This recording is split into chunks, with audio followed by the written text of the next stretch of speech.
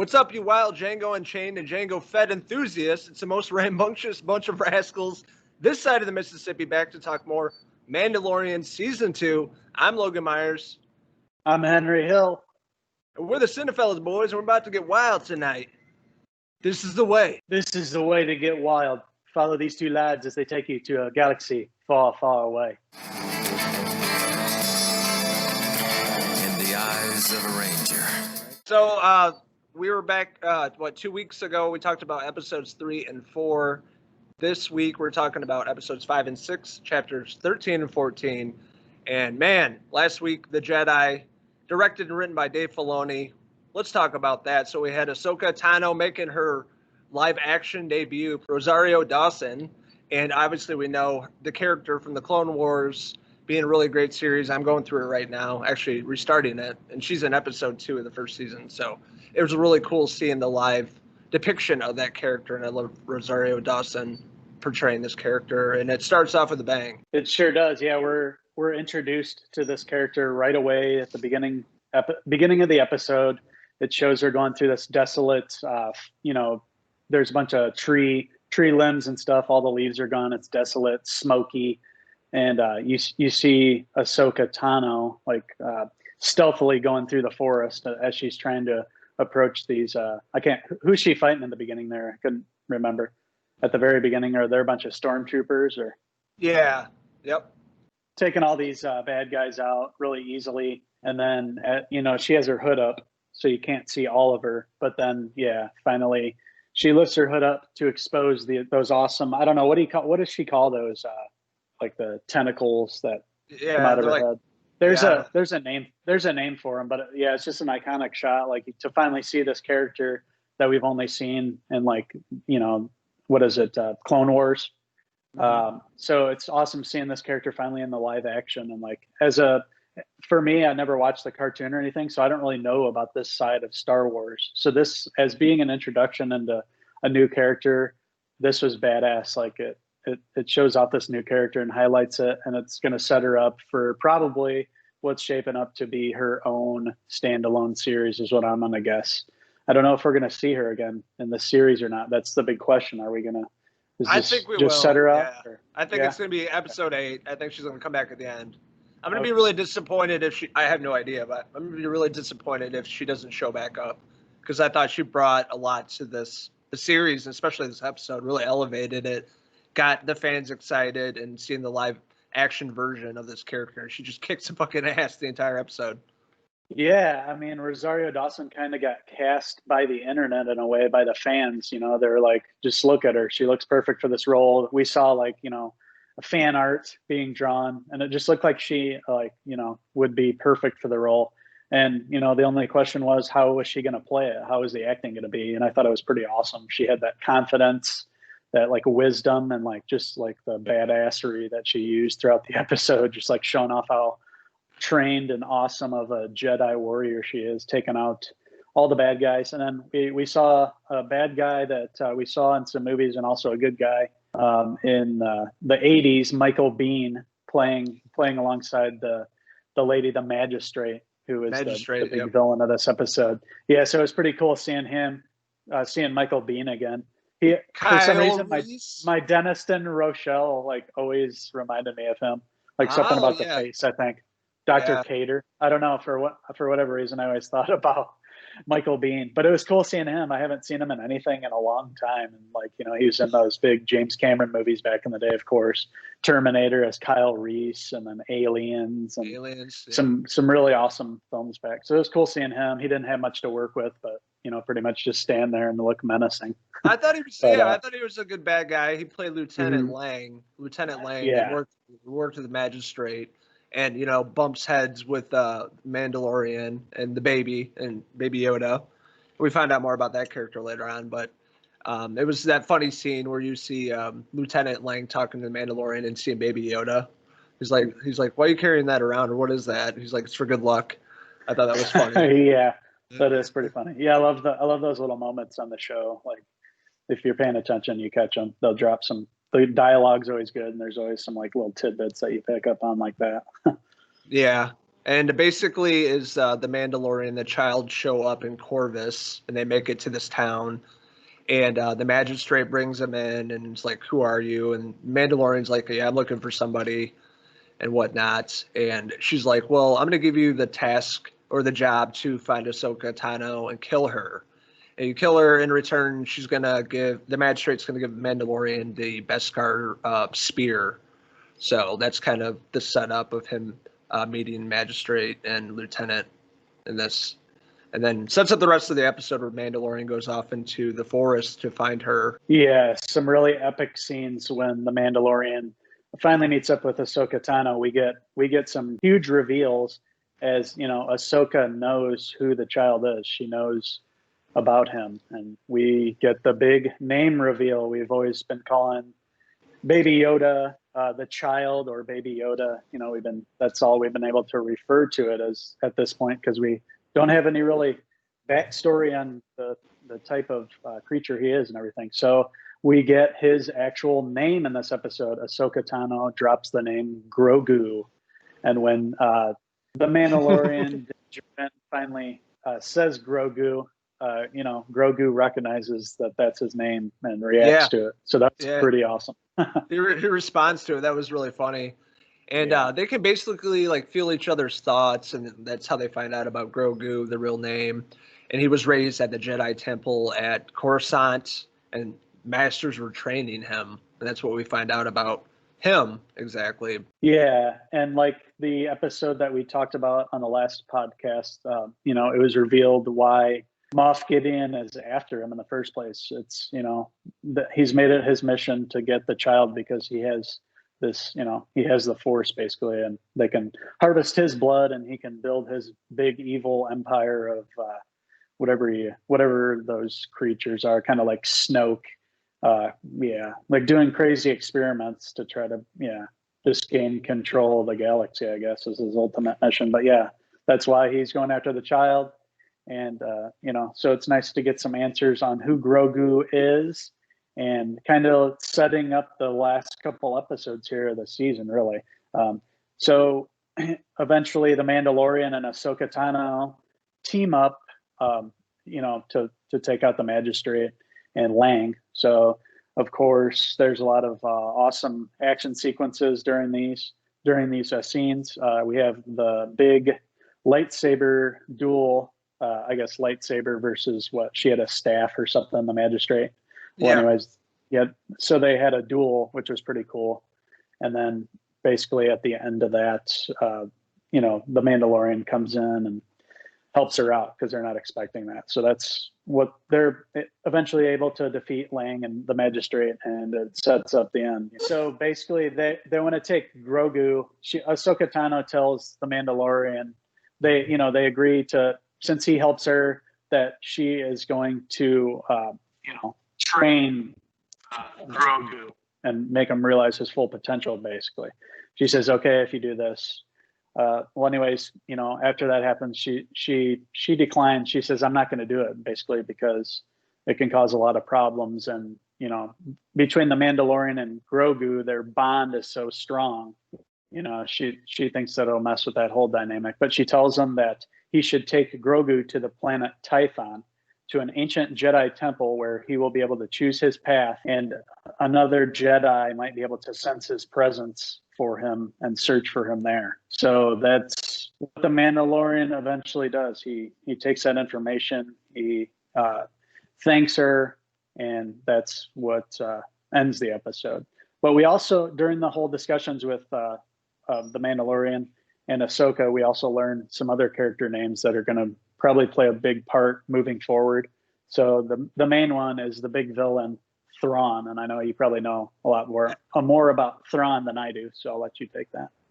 Not really, because I haven't watched. It's from the Rebels. Oh, he hasn't showed up. Oh, that's it. Yeah. It's the Star Wars Rebels. It's the other animated series, but yeah, he's the big bad guy, Grand Admiral Thrawn, and he died in the show, so I guess he didn't. I guess he didn't die in Rebels, so that's going to be interesting how that's going to all work together, because I thought he was dead. But the magistrate, you know, drops his name to Ahsoka Tano, you know, about Thrawn. So we're going to be seeing that coming up So it's going to be pretty interesting. That's why I was questioning in the beginning, like, is this setting up future Mandalorian, or are they just going to totally spin off from this right here? From the trajectory of the show and seeing last night's episode, I think that they're not going to have to really hold back anymore. I mean, they tease some stuff and you think it's probably going to be like how it kind of was in season 1, where they, have a couple episodes that are, have a lot to do with the main storyline, but then they kind of go off in their little solo episodes where it's just like a quick trip to team up with this guy. But it's like an adventure episode where they go on like a little right. side. It's like a side quest, like in a video game, Yeah. But in this season 2, it's been like nothing but, okay, we're moving full forward. They're planning out probably 5 seasons, and they're like, okay, well, if we're going to do that, then we have to like start moving here. It's just been nothing but awesome episodes and awesome reveals, everything about it. So yeah, that episode of the Jedi is a classic episode, rated super, super high everywhere you look. I mean, I think that's going to be a fan favorite. I think, yeah, it's pretty perfect all across the board. I don't think I had really any complaints about this. This is a huge episode for the series, introducing this character, name dropping, finally figuring out what Baby Yoda's real name is, Grogu. How it's connected to the Jedi Temple and what it's going to set up in the remaining episodes, the final episode. So all across the board, written, directed by Dave Filoni. Performances alone, I loved all the action in it. The set pieces are always phenomenal. It's like watching a movie, but better than the Star Wars movies.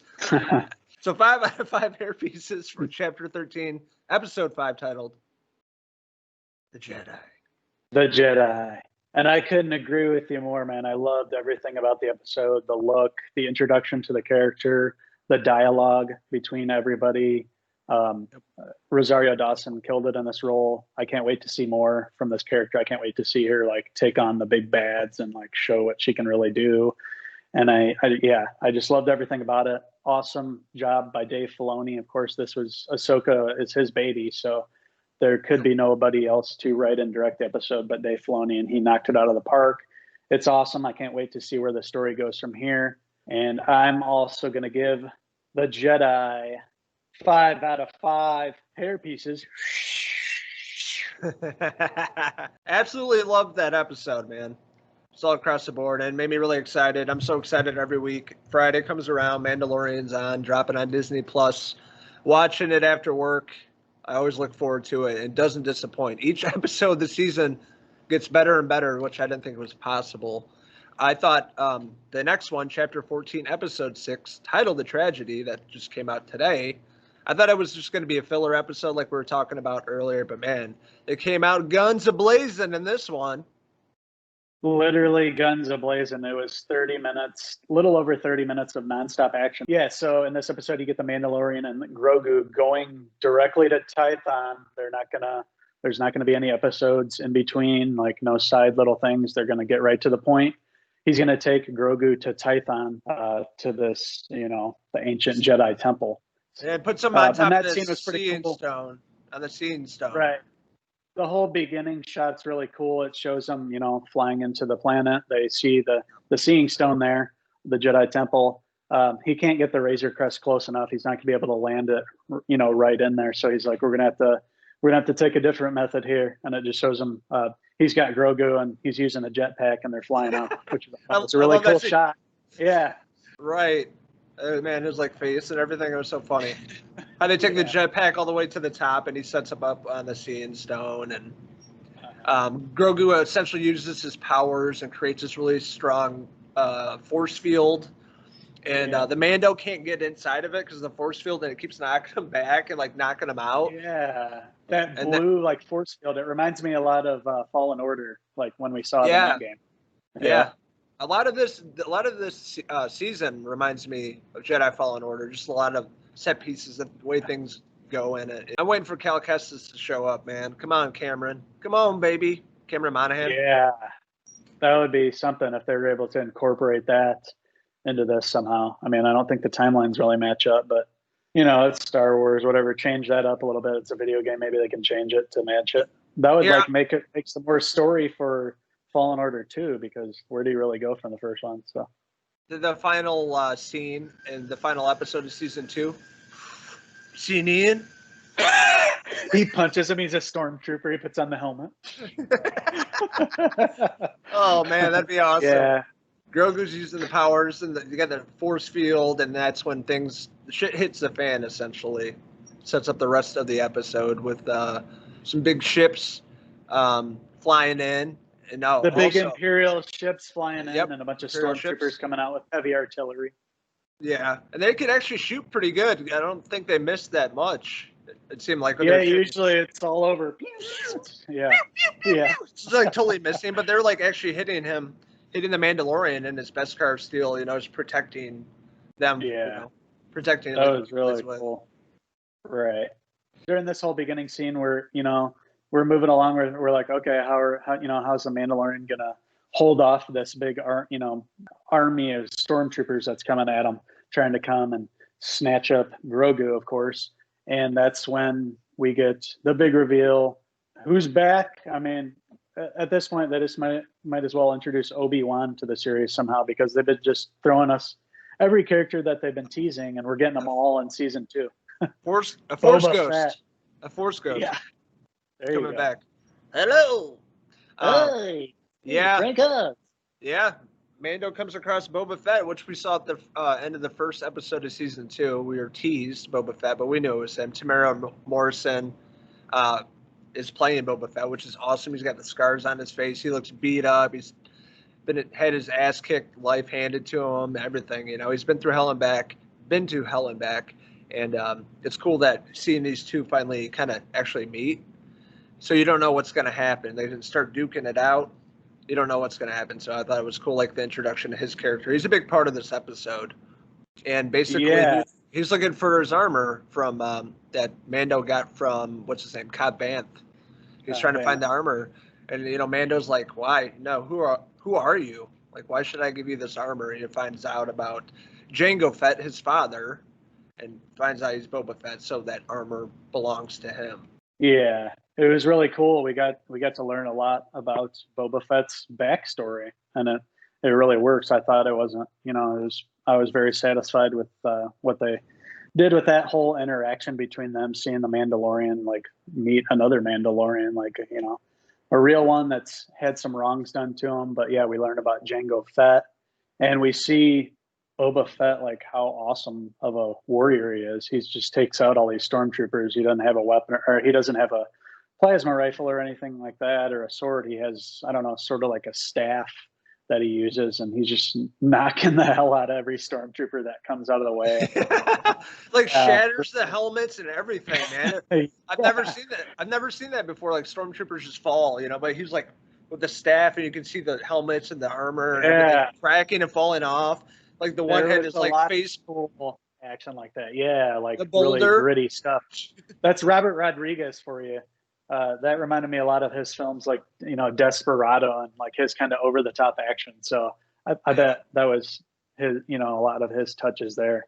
Like just have the really cool shots, and and also in addition to Boba Fett, we also see that character that we saw that played by Ming-Na Wen I can't remember when she last showed up, but we saw her in the desert, and we thought she died, but that character comes back. Yeah, we thought, but she's back. Fennec Shand. Yeah, Fennec Shand. So I didn't know when she exposed her like midriff there. Is she a robot, or did she have like?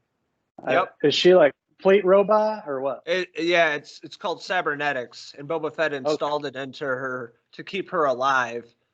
And now she's in debt and working for Boba Fett since he saved her. So that's kind of the deal. But yeah, it's cybernetics. It's like robot.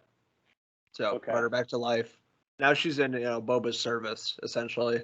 So that's the setup with those characters. And they meet up with the Mandalorian, and it all really has to do with the child or Grogu, having to do with the asset, the whole initiative, the whole goal for Moff Gideon is to capture the asset, and that's what essentially happens in this episode. Yeah, so Din Djarin promises Boba Fett that they make a deal.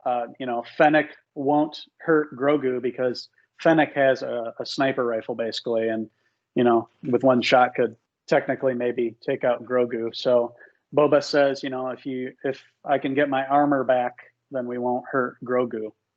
And at that point, you know, they have to team up because the Imperial ships are coming in. There's a bunch of stormtroopers, and pretty much it's all action throughout the whole episode. It's amazing. There's like a big, kind of, what do you call that? Kind of a Tommy gun, not Tommy gun, but a mini gun that they pull out with lasers. And Fennec Shan's up on the ledge. She's running. They're trying to hit her, and then she eventually like jumps off the side. And there's a big boulder, a big rock up there that she pushes down, and it's rolling down the hill, just running into the stormtroopers, taking them out left and right. And I thought it was the one that was shooting from the minigun just stays there. He's like shooting it, trying to blow it up before it gets down to him, but it's too late. It just comes and takes him out. Like, why wouldn't he have just jumped out of the way? Why was he like, he's just like, just focused on it. Just, yeah, it's just funny how dumb the stormtroopers can be. Yeah, it kind of had like a It's silly comical. yeah, like silly Western comedic feel to it. Like you could tell Robert Rodriguez, it was just like making it funny at the same time. Right. Yeah. I thought that was really funny. Oh man. So yeah, that was really cool. With, you know, eventually, you know, Mando gives where he had the armor. He had the armor with them. I can't remember. Boba basically goes and gets his armor from the Razor Crest. And you know, the Imperial ships are coming in. He's like taking them down. He's like in the armor, remember? Yeah. And he takes on I the remember ships he and got the armor. Yeah. yeah, he got the armor back from the Razor Crest essentially.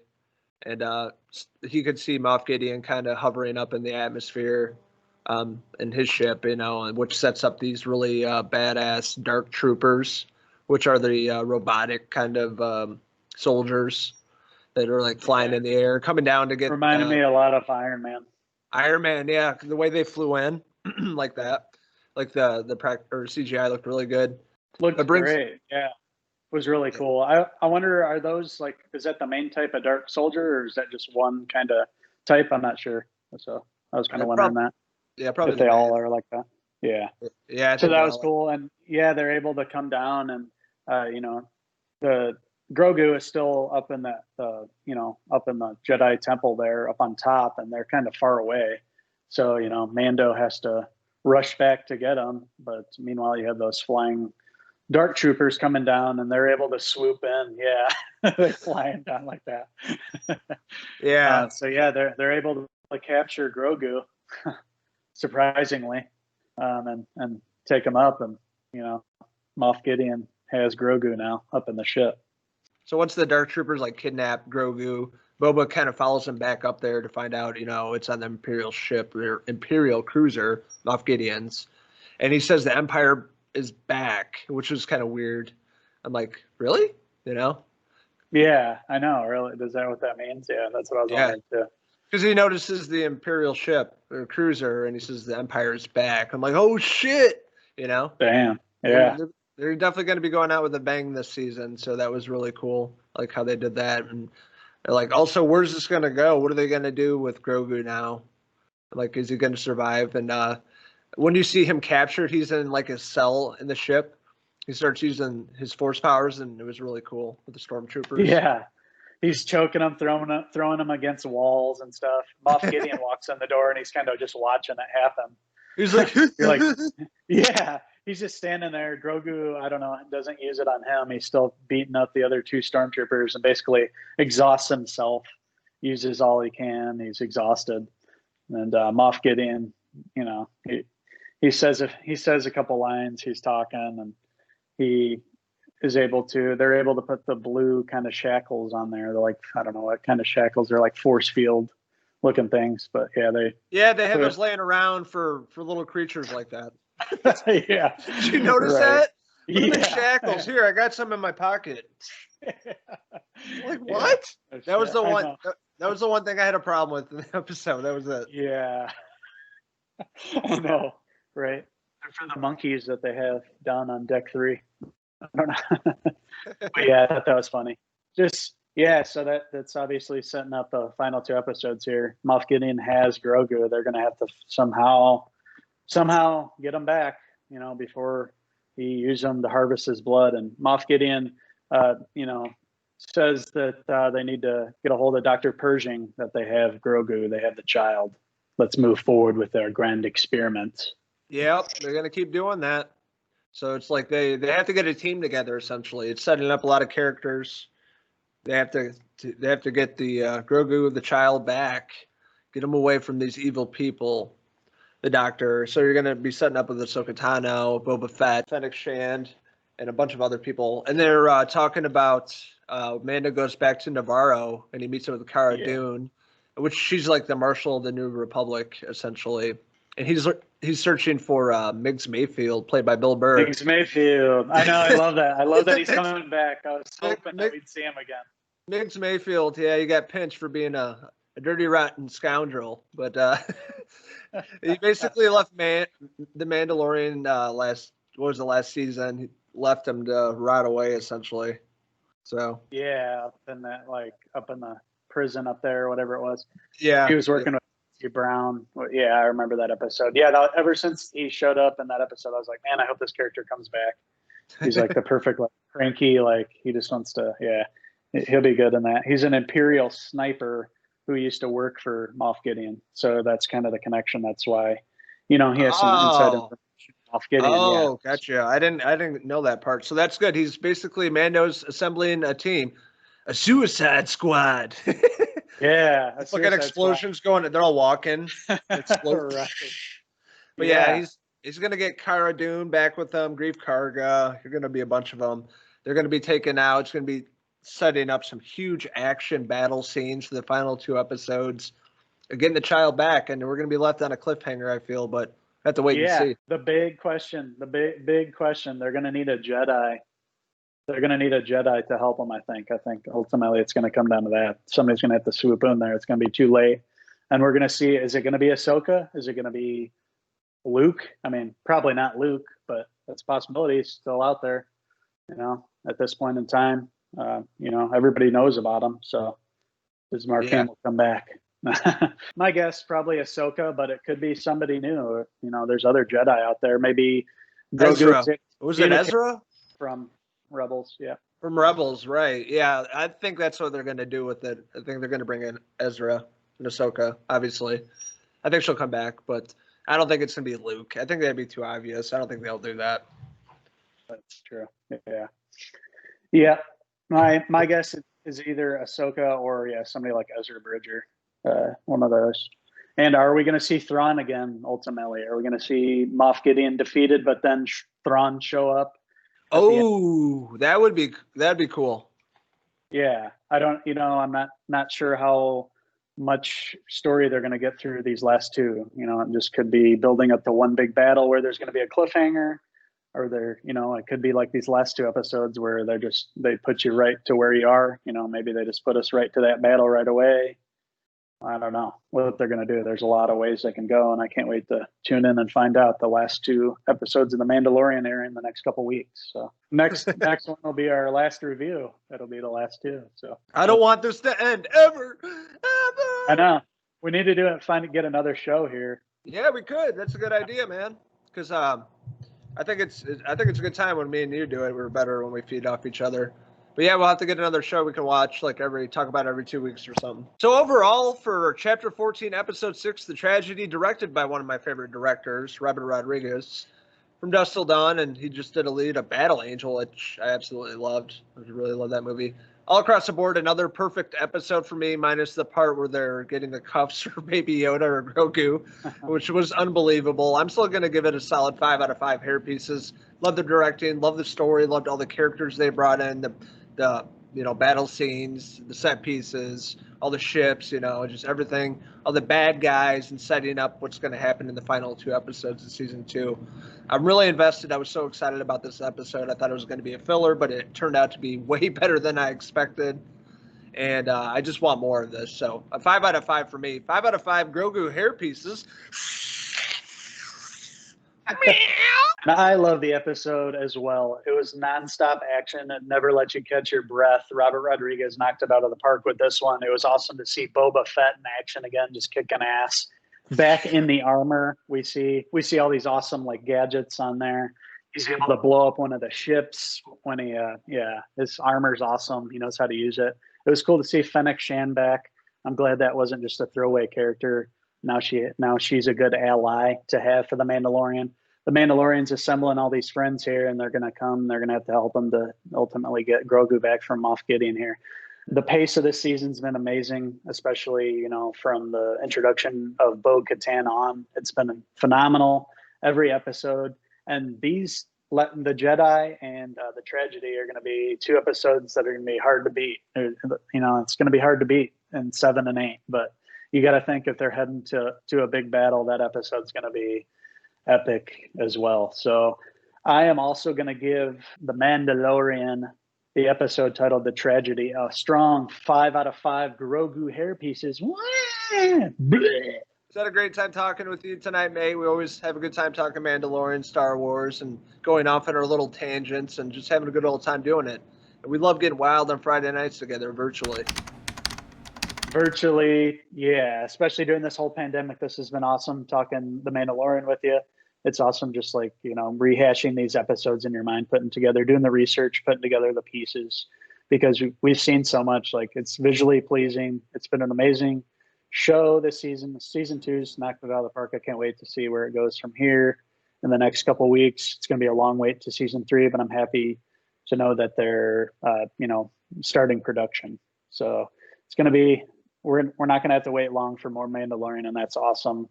Can't wait for all the spin-off shows that'll come from this. Can't wait to see the return of Miggs Mayfield and see how Grogu's going to get out. Ahsoka Tano, she coming back. So many things can happen. So much, so many big reveals to come. We're going to find out a lot from this series, and it's awesome. It'll be really cool to see where the Mandalorian ends up at the end. What's it going to look like? Is it maybe the Mandalorian's, going to go up until the end of the series, and then they're going to say, okay, here's the movies. Maybe we're getting a movie based on this stuff. We don't know. They can do anything. So yeah. Exciting. They've knocked this series out of the park. Jon Favreau, the showrunner, deserves all the credit. He's killed this. It's an exciting show. I never thought I'd like it as much. Just judging by the first couple, I thought, it was going to be awesome. I didn't know they were going to get an epic, and they've managed to do that, especially this season. Yeah, dude. I thought this season, honestly, has been better than the first. And I thought I was going in, I guess, with lower expectations season 2, but it kicked it off with a bang. And just got progressively better and better and better each episode, bringing back some fan favorites and really kind of bringing the story to different, areas and bringing a lot of characters together that I thought I would never see in live action atmosphere like this. And all across the board of the directing and writing and showrunner and cast, I just love this show. I can't wait to see where it all ends in season 2. But yeah, I can't wait to see our old buddy Cobb Vanth back again. I hope he comes back. What if he's the Jedi at the end?